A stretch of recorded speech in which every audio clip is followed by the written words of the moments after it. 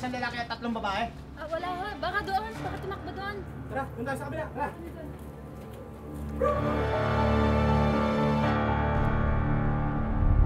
Lintik naman! Bakit wala kayong kinita, ha? Alam niyo, kung alam ko lang na wala kayong kinita, ako na nagpakulong sa inyo. Nahulog po kasi sa sobrang pagmamadali na. Ungas!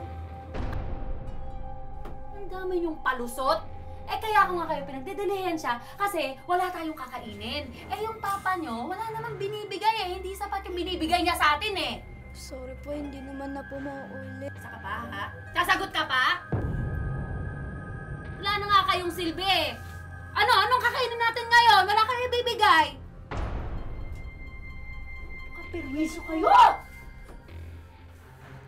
Ano, wala pa talaga? Wala kayong ilalabas?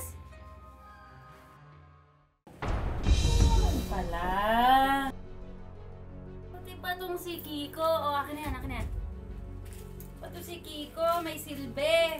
Ano kayong tatlo? Mga inutil, ha? Yan. Galing mo, Kiko, ha? Dahil ikaw lang ang may nabigay sa akin. Siya lang ang kakain, no?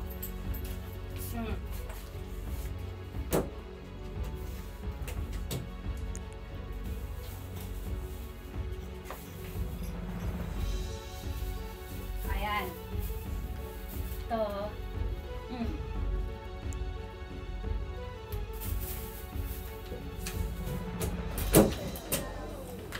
Ayaw ko po, busog pa po ako. Ganun ba? Ganun naman pala Akin naman to, sayang No? Kayo, ang palinintay nyo. Tutunga nga kayo? Tirbahan na kayo ulit. Yan.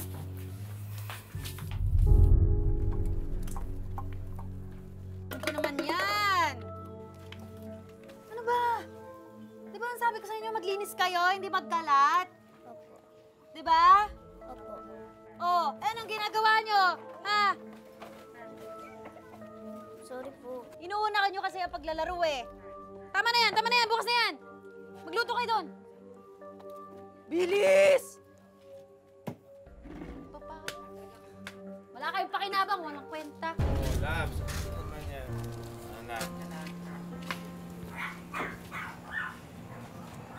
Tapusin niyo muna yan. Yung singaw dito, rinig ka na sa kanto.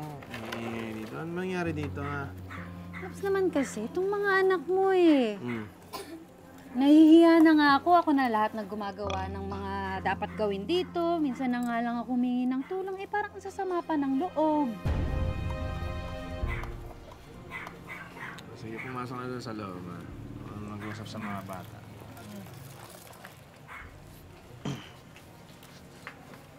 Oy, mga anak. Mga gawain dito sa bahay. Huwag yun na iasa sa Tita Jocelyn nyo. Malaki na kayo, ha? Nahirap na. Ang pagod pa mas kasakit pa si Tita Jocelyn nyo. Ha? Opo pa. Opo. Pusin nyo yan. Pumasok na kayo. Opo.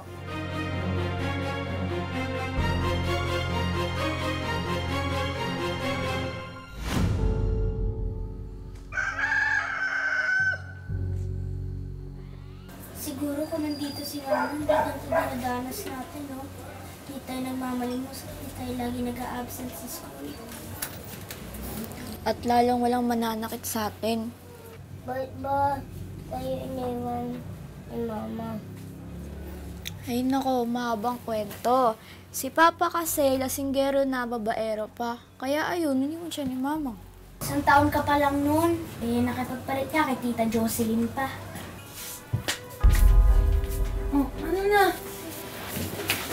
Nakakahiya naman sa inyo. Ang dami ko nang ginawa. Nakatunga nga pa rin kayo. Nakahiga pa rin kayo. May araw na. Opo, eto na po, magkaayos na po kami para po hindi na po kami malate sa school.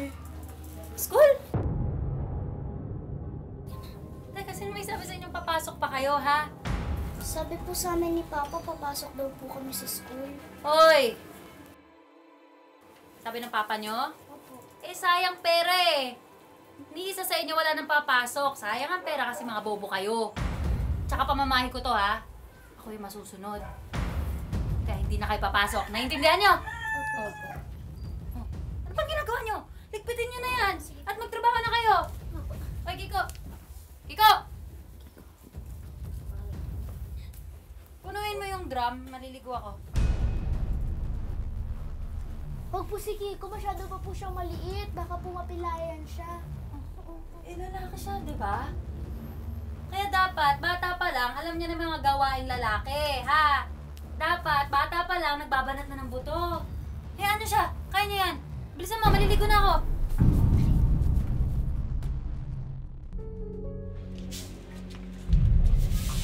Ay, ano ba yan? Binasama mo pa ako. Hoy! Ano ba? Mag-ingat nga kayo! O, ano ba? Tingnan mo, pasok ko doon, bili! Nabasaan niyo po yung... Ikaw, punasan mo to, bili! Hindi, yan naman. Pare, okay na. Sintik na bata to eh. Tuloy lang ito. Tapo ka na. Tapo ka ba? Oo, teka! Oo. Ano ba yan? Tulad mantika na naman. Isipin nyo na lang beef steak to. Sarap. Sa akin adobo. Ikaw, ano sa'yo? Sa akin litong baboy. Hoy! Eunice! Punta ka kay Aling Celia ulit. Mangunta ka na sa pambote, bili. Eh, sabi po ni Aling Celia, kailangan daw po muna magbayad ulit bago daw po makautang. Apa, eh di gumawa kayo ng discount. Diyos ko naman. Ay, nako! Tayo kayo dito, bili! Tayo! Bilis! Bilis! Tayo! Tayo! Oh! Oh, yan. Tama na po. Oh! Yan! Yan! Sakit po. Oh! Ayan, oh. Yan, oh. Yan, oh. Oh, ito, dumihan niyo pa yung sarili niyo. Bilisan niyo para makapagtrabaho na kayo. Makapagdilihan na kayo pang inom ko. Huwag kayong babalik dito na walang pera, ha?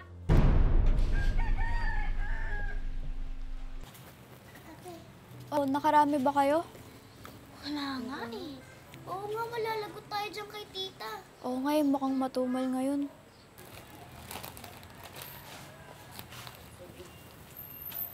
Si Papa, oh. Tara, sumbong na kaya natin si tita. Sumusobra na siya eh. Kakampihan na naman tayo siguro nun kaysa sa masama nating madrasta. Oh, sige, tara. Pa! Papa! Ano kasama niyo dito? Wala ba kayong mga klase? Hindi po kasi kami pinapasok ni tite. Sabi niya daw po magbalimos na lang daw po kami saka tumulong sa bahay. Pa, baka pwede niyo pong kausapin si tita. Ayaw na po namin tumigil sa pag-aaral. Wala naman akong magagawa dun eh. Sundin niyo na lang yung sinabi ng Tita Jocelyn. Sinabi niyo na yun eh.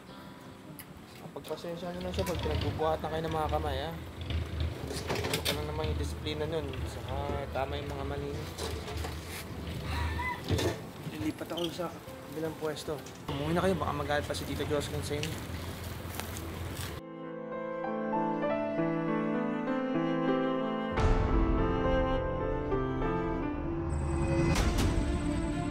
Oh, Senta, ha? Apat kayo! Senta kayo sa akin! Ha? Saan naabot ako, Senta? Hindi ko pinagbigas! Naku, kung dito na mag-aaral talagang makakatikim kayo sa akin eh. Ha? Kayo...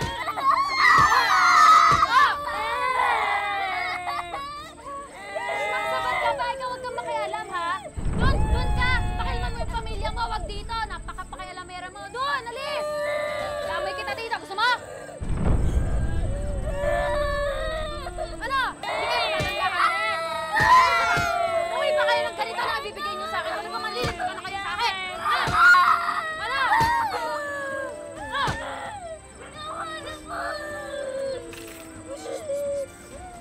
Huwag na kayo. O, tama na. Tahan na. Shane, ngiti. Shane. O, tama na. Hindi na kayo sasaktan. Dali.